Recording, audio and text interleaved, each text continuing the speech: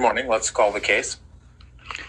Case number 18 CR 152 JDP United States of America versus Jeremy Ryan, called for additional review. May we have the appearances, please?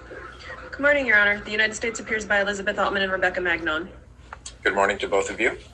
Morning, Your Honor. Joe Bugney appearing on behalf of Mr. Ryan. Mr. Moyers is also in the other conference room with Mr. Ryan. Good morning to all of you. Jelani Brown's also with us. He's the supervising probation officer. So we're here for a hearing on the various filings that we have regarding Mr. Ryan's supervision. So Ms. Altman, per usual, I'll start with you, but to find out what the government's position is. Just for the record, let me indicate that there are a number of filings at issue here. So I've got the various Form 12s that our docket is as 235, 226, going back to the one before the hearing that I had. I've got 236 and 240 as well, all of which detail problems that Mr. Ryan has had on supervision. So with that, go ahead, Ms. Altman. Thank you, Your Honor. Mr. Bugney can correct me if I'm wrong, but I believe the parties agree that the defendant violated special condition or condition 15 in the document 240, that is the mental health treatment condition, in that he got terminated from his mental health treatment arranged by probation and said he would seek his own treatment only if the probation office was allowed limited communication. So that is a violation of that condition, and that's the only one that we would anticipate proving today. All right. Okay, Mr. Bugney, why don't you give me your perspective on where we are? You mean as far as the violation goes, or on sentencing? Well, we'll start with there. Might as well go to let's go back to Ms. Altman. Is there anything else you want to tell me? You were just like laying the groundwork for what violations are established?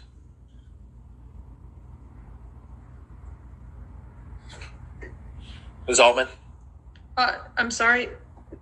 At this point, we're just laying the groundwork to figure out what violations are established here by the, and then we'll figure out what to do. That's all I was doing, yes. Okay. All right, Mr. Bugney. So then your task is limited. What violations? That's correct, Your Honor. I've spoken with Mr. Ryan, and we agree with the government and the probation office. We worked it out ahead of time that we will agree that he violated special condition 15. He was terminated from treatment arranged by the probation agent, and said he would seek his own treatment only if the probation office was allowed limited communication. All right. Ms. Altman, what about the violations of condition 19? I said that based on his interaction with Mr. Plender, it was a clear-cut violation of condition 19, not threaten or harass anyone. So Your Honor, we didn't talk. There's been a violation of that as well. I was not ready to prove that at this point. I don't think he disagrees with the conduct, although I'm not speaking for him.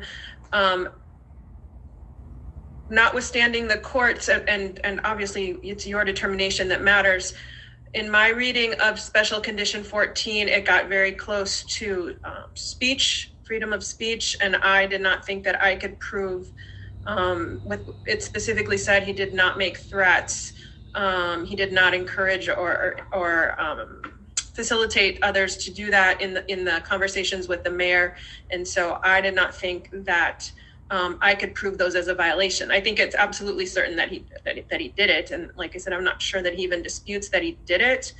I just don't know that it's a violation. Of course, I defer to you. Okay. All right, we'll discuss those more. You're not willing to, or you're not prepared to press on with any of those. It's not just the incident with the mayor that concerns me. In fact, that's relative. It is one that concerns me, but it's relatively low on the list. All right, so Mr. Bugney, so let's tell me, Ms. Altman, what is it that you think the court should do? You know, I think that you should revoke the defendant. I think you should revoke his supervision and put him into custody. We have been walking, or the defendant actually has been walking this line through the entire course of his supervision, walking just up to it and perhaps crossing it, perhaps not. But he's been doing it intentionally. We've ended up where he's wanted to be from the day he's gone on to supervision.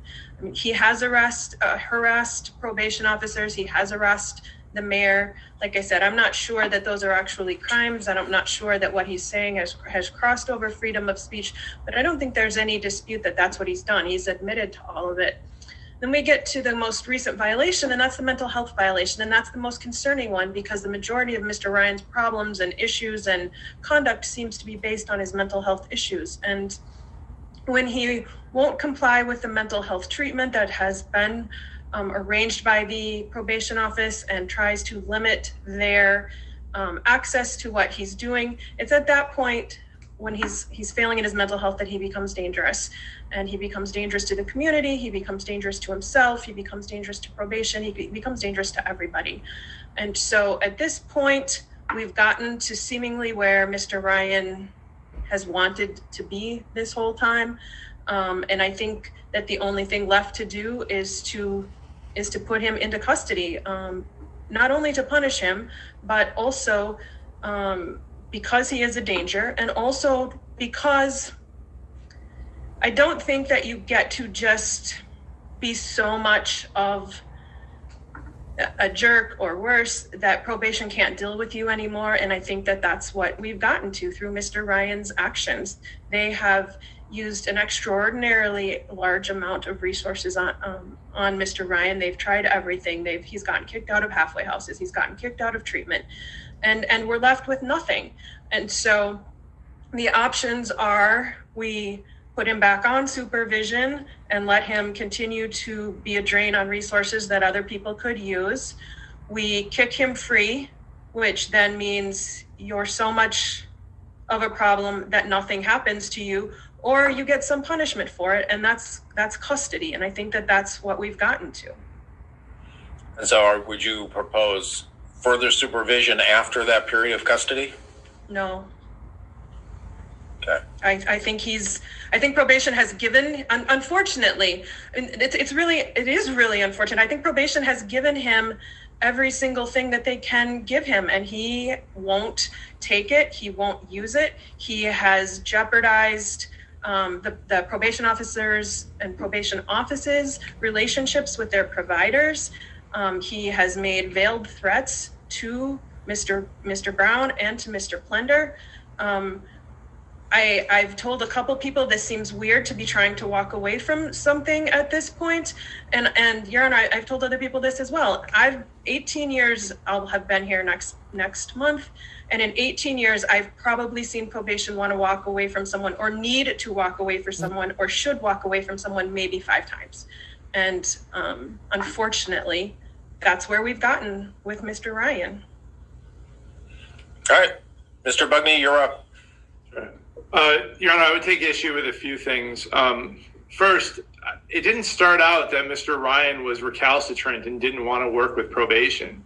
He starts out on a pretty good foot. He has his book. He's going to do everything with the intercept. He's at the halfway house and COVID breaks. And that precipitates a huge problem. He says he was justified in what he posted about Rock Valley. You disagreed, and we kind of came to a compromise. You got to stop that. But then he was homeless. Things were sort of working out for him because of COVID. He couldn't get into the mental health treatment, which was really at the heart of what this court wanted. We saw both the conduct that precipitated the criminal offense, buying the nuclear material, was rooted in a mental health crisis. So he couldn't see a provider. He couldn't get a one-on-one treatment because of COVID. And then George Floyd happens. And the whole world goes nuts. I mean, the whole world was nuts with COVID, but it goes even worse. And Ryan is at the heart of it. It's sort of his identity that he is a protester, a community activist. And Ryan is not at the heart of it. It may be at the heart for Mr. Ryan, but Mr. Ryan is not at the heart of the George Floyd incident. Let's not overstate Mr. Ryan's importance in any of this. Go ahead. All right. Your Honor, I can tell by the tone, and I get where your point is. The world does not revolve around Mr. Ryan. and Mr. Ryan takes a very different perspective on things. But Mr. Ryan is out there. Mr. Ryan is posting, and part of it is, look, I have a different view of things. I see what the Chicago 7 did. I see what protesters, the suffragettes. I see that within the arc of history. Right now, we're not within the arc of history. Mr. Ryan has 125,000 people watching him on Facebook during the nights of the protest. And I agree with you. He's not at the heart of it. He is not the master protester or the leader of Black Lives Matter. But this is where his identity is taken on. And it's a misplaced identity. I think there are important conversations to be had, but that your whole day revolves around this protesting and doing all that, I think is misplaced. There's better things to do with your time. And I agree with you, Your Honor. He's not at the heart of it, and he wants to be. But the idea is, what do we see? His whole identity from 2010 was protesting. We all knew that. That was everything with the Scott Walker and Segway Jeremy. This is how he identifies. And he's out there with a microphone every day within this. Now, did he toe the line with Mr. Brown and with Mr. Plender, or do exactly up to that line and maybe spit over? Yes. Yes, he did. And has he been doing that time and time again throughout his life? Yes, he has. But is that the type of behavior that you punish somebody for and put him in prison? That's the question that you have to ask yourself. Because he doesn't fit the mold of the peaceful protester, the suffragette, the person who, over time in 50 years, we're all like, that was a great protester. That was somebody who we really admire. Instead, he's annoying. He's admittedly annoying, and it's hard to deal with. But we don't imprison people because they're annoying. And we imprison them because they've set out and said, I'm going to violate all these rules. Now, we've admitted to Special Condition 12. That's what our admission is. For this court to say you have ex parte conversations where we don't have the opportunity to put everybody on the stand and to get everybody all the information before this court, for you to then revoke him or say, I'm going to consider all this conduct. There are nuances within all of this conduct that the court would have to weigh. And when you heard from both sides, and you heard Mr. Ryan's story, and you heard Mr. Plender's, and you looked at where everybody was, you might come with a different idea. You might say, all right, that's being a little much, Mr. Ryan. I expect more of you. But I can see where you thought that was a decent line, where you were abiding by the line. Right now, we have the mental health treatment. That's what he's being revoked for. That's what we've admitted to. And when you're sentencing him, I think this court has to consider that it's not mental health treatment, it's mental health monitoring. When he's supposed to go into, for the first time since he was released, a treatment provider, and he's able to talk about all these things, and Mr. Brown is there. That's not against Mr. Brown. It's just a system we've set up. And he's opening up, and he's talking about these things, and everybody takes umbrage at him. Mental health treatment is meant for him to actually voice all of it. And it's not meant for it to then be brought back before the court. It's not meant for it to be talked about on Skype. And it's not meant for him to be revoked for. We wanted him to get treatment, not monitoring. And the fact that he is recalcitrant, that he's annoying, and that in these mental health treatment or monitoring sessions, he continues to poke and to prod, that doesn't mean that he wasn't open to getting it. He was very open to getting this treatment. And he was the one, according to him, who really pursued this. He knows that he needs this, but because of COVID, he can't get it. And so, Your Honor, within that small frame of what you're about to sentence Mr. Ryan for, I think you have to take that all into consideration.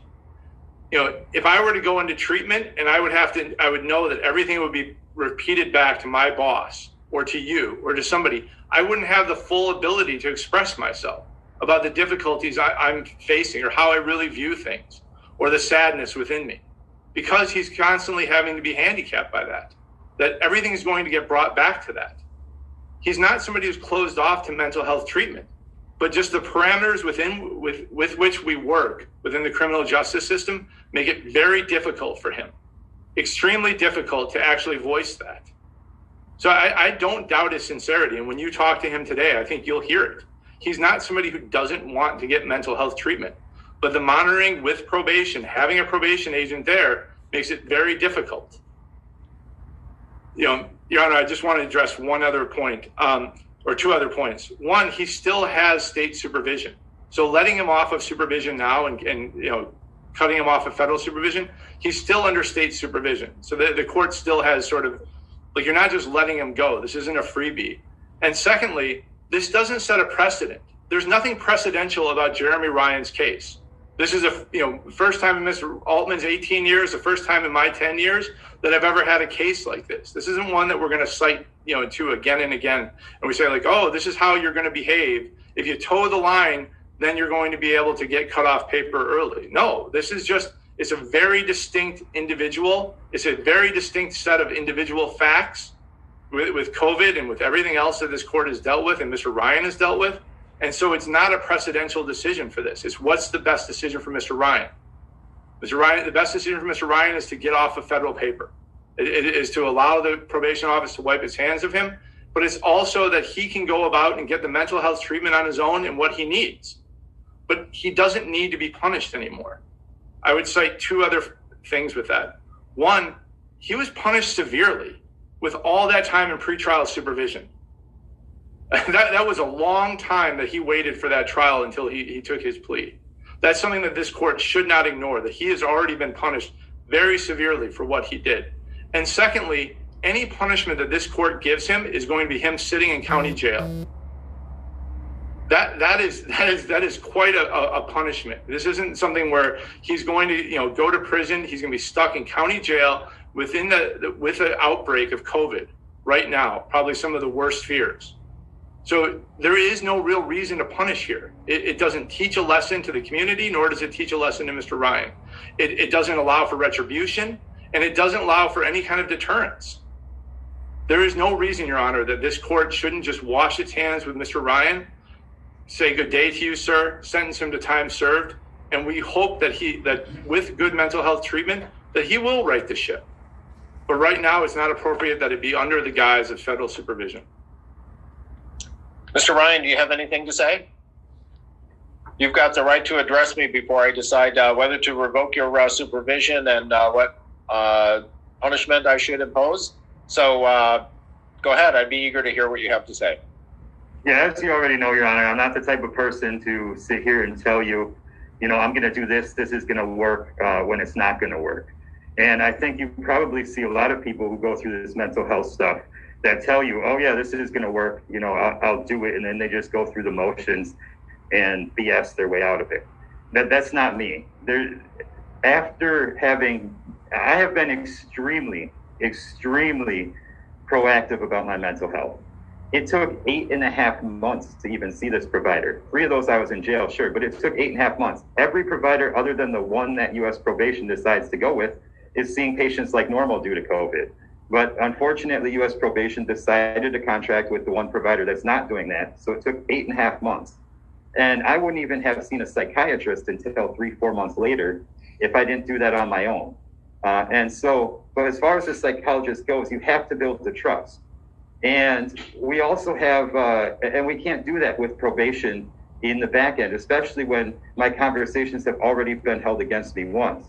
And so there's just no way to build that trust. I want to be able to get the mental health care I need. And I've been extremely proactive. The rest of my adult life, my history makes pretty clear, I was not proactive. I was extraordinarily resistant. And I was not quiet about that. I didn't pretend like I was going to get the mental health treatment and then not do it. Now, for the first time in my adult life, I'm actually being proactive about this. There is one other thing to consider when it comes to sending me to jail. You don't get mental health treatment in jail. You don't get good mental health treatment in jail. So that's extraordinarily counterproductive to the entire thing. But on top of it, now we have questions answered that we didn't have before. The cancer is now backed up in my medical records. And if you want some time to prove that, you can, but it's now backed up in my medical records. And so the history of cancer puts me at an extremely high risk for COVID complications. We have the history of pulmonary embolism from before. That also puts me at extremely high risk. So you're talking about whether or not to send someone who's extremely high risk of COVID into the worst place for COVID, and quite frankly, into a jail that he may not even be able to be housed at. And so I just ask you to keep that all into consideration. But I'm not trying to to get out. I'm trying to do something that would be constructive for my mental health. And unfortunately, there's just no way to do that. Psychological science shows that you need to build trust with a provider. So unless we're going to ignore basic psychology, there's just no way to do this and get me the help that I need and that I want. And that all of my actions show. I mean, you can ask Jelani, I've been extraordinarily proactive about my mental health. And so that's what I need. Thank you. All right. I think we're all in agreement about part of what we're facing here, which is that federal supervision has ceased to be productive for Mr. Ryan. Mr. Ryan tells me now that it's despite his best efforts. Frankly, I just don't credit that. I think that he has been recalcitrant and resistant here. And I go back here to the report from Dr. Robbins from a year and a half ago that was commissioned by the defense. And he has identified that Mr. Ryan has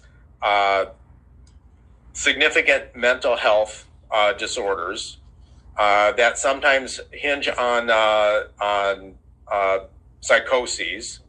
And he says that he has poor insight into his own needs for mental health treatment. Now, I don't think there's any doubt that Mr. Ryan needs very significant mental health treatment. The probation office has resources available to it, but they are not unlimited, and they are not the resources that Mr. Ryan would choose for himself. But the resources that have been provided, frankly, he screwed it up. And what Mr. Ryan is a very smart and sophisticated person struggling with these mental health issues, but frankly, he is extremely manipulative. I don't think he has walked up to the line. He has walked over the line repeatedly. And his behavior is threatening, and I think it's calculated to be threatening. And he tries to do it in a way that he can justify as within his First Amendment rights. But frankly, he has repeatedly said, basically, that because of the First Amendment, he can do and say whatever the heck he wants, regardless of the fact that he's on supervision. And the result has been that he has interfered with the work of the agents who want to supervise him. He has made threats to them. The comment about Mr. Jelani's office, I think, is a clear-cut threat. His interference with Mr. Plender's activities at the city-county building, I think, are clear-cut violations of the order that he not threaten or harass anyone.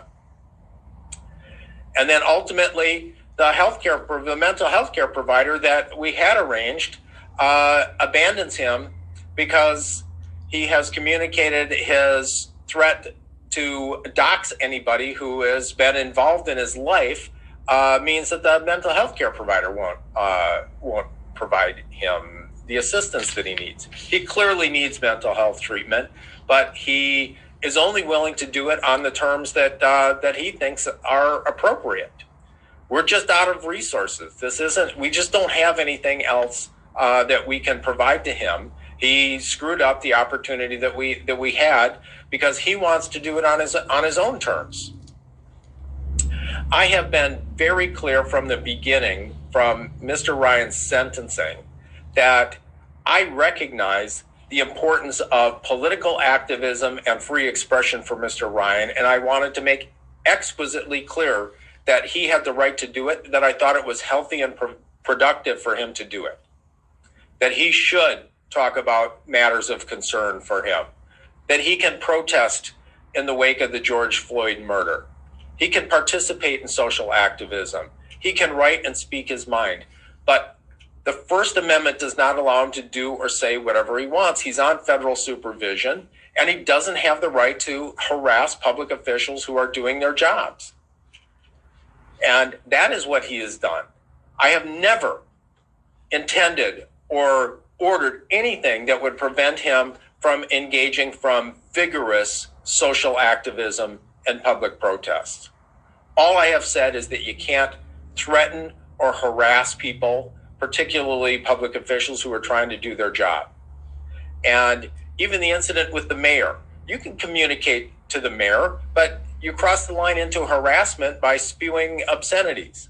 You can protest the district attorney, but you can't show up at his house and yell with a megaphone into his residence. I think that is borders on harassment. The bottom line is that you're not merely an annoyance. You have threatened people, and you have declined to engage in the mental health that we have provided. I think revocation is warranted here because of the violations of the conditions. The stipulated one alone is enough to support revocation. And everybody agrees, and I agree, that this continued supervision is unnecessary and pointless. The mental health is required, but supervision isn't getting it done. I will also say this. I do not think that Mr. Ryan is a violent person. I don't think he gets up in the morning and says, I'm going to hurt somebody. I don't really think that, despite the fact that he has made threats, I don't think that he is a violent person, that he wants to hurt another person.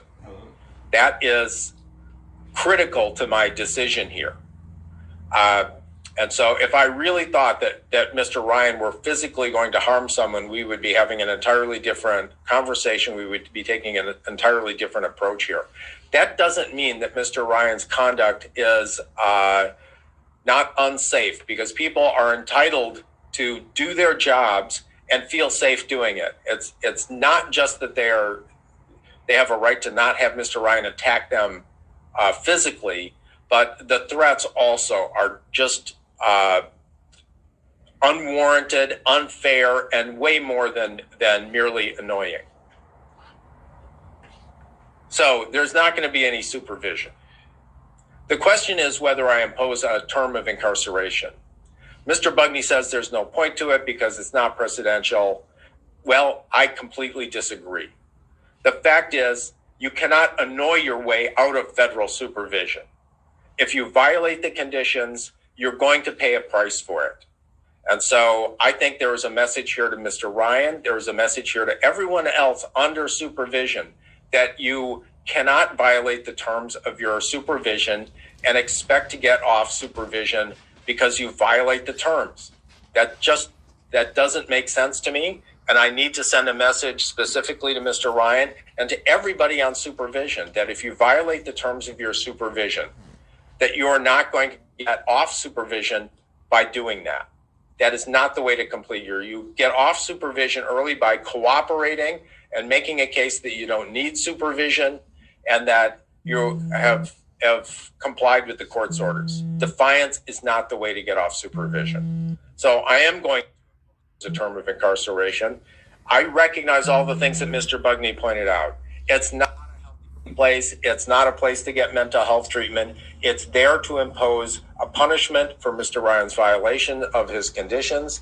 It's there to send a message of general deterrence for those on supervision that if you violate the terms, you will pay a price. Mm-hmm. It's 2 months. And it is a short term. It's meant to send a message. It is not meant to be extremely punitive. It has nothing to do with his past punishment. It's for the violations that he has committed that are detailed, particularly the one that is stipulated. But I think that there is ample evidence here that he has also violated the other conditions by harassing and threatening other officials, including particularly Mr. Brown in the comment about the walls of his office. And so there will be no supervision to follow. I will allow Mr. Ryan to report. We'll give him time to get his affairs in order. And so, Mr. Bugney, you propose a reporting date. Yes, Your Honor. Can I submit a letter? I want to do two things. One, I want to make sure that it would be enough time that if he did go, he would go into a BOP facility and not to the county jail. I don't want this hanging open, but I don't know how long that would be. The fact that you've been gracious and allowed for self-surrender would probably facilitate that. I also don't know what the turnaround would be for that. And so if I can just have 2 days and I'll submit a letter proposing something, it would be no more than, I would probably ask for 30 days. That would be for self-surrender. I just don't know with COVID what could happen with that. I'll give you a week. I'll give you till next Monday. So Thank take you, Your Honor. a week. Give me you can respond by Monday. And if I don't get anything by Monday, I'll just pick a date. Thank you, Your Honor. I appreciate that. I'm not pushing my luck here. I know what, like you've made it clear where you stand with my arguments. Would you be so kind as to recommend that he be sent to a medical facility in the judgment? I will recommend that. Okay, I appreciate it. I recognize that it's unlikely that he's going to get to a place where he's going to get robust mental health treatment. I am the opposite of opposed to the idea that he get mental health treatment. If there is a facility that he can get to that actually would provide mental health treatment, I would be more than supportive. Thank you, Your Honor. I will definitely make that recommendation. Thank you, Your Honor. I appreciate that. That's how far I'm going to push it. So I will file a letter by next Monday, Your Honor. All right, very good. Anything else, Ms. Altman? No, Your Honor, thank you. Mr. Brown? No, Your Honor, thank you. Thank you all. Oh, Your Honor, Yes. I think you should probably give him his appellate rights. Yeah. Mr. Probably. Ryan, you've got the right to appeal my decision to revoke your supervision and the sentence that I've imposed. If you think it's unlawful in any way, you've got 14 days to do it from the entry of judgment, and I'll issue a written order that'll probably go in tomorrow. So you've got 14 days to file a notice of appeal. If you can't afford the filing fee, you can apply for leave to appeal in form of pauperous. You can also apply for court-appointed counsel to represent you at government expense if you can't afford a lawyer.